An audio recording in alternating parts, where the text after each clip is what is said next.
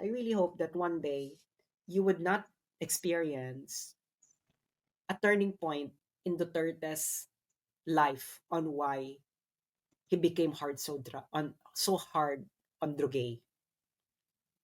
Told this story before. I will tell it again. It was told to me by Abelia.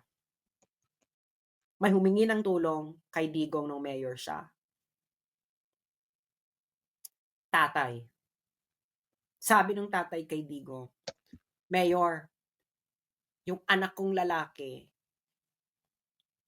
naka-drugay, ginagahasa ang anak kong babae.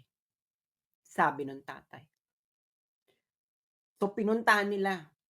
Syempre nagsisigaw yung babae, tapos may hawak na panaksak yung anak na lalaki. You know what Digong told the father? Okay, pag tinira namin ngayon yung anak mong lalaki, there is a huge chance na hindi mabubuhay din yung anak mong babae. So, patapusin mo na lang.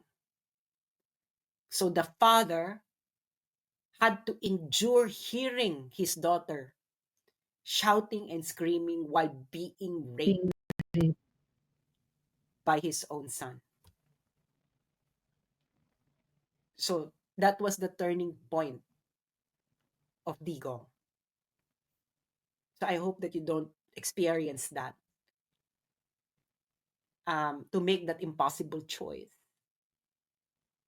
Because a lot of families who have a shops addict in their family will one day experience that. Tumpak yan. Sabi ko sa inyo.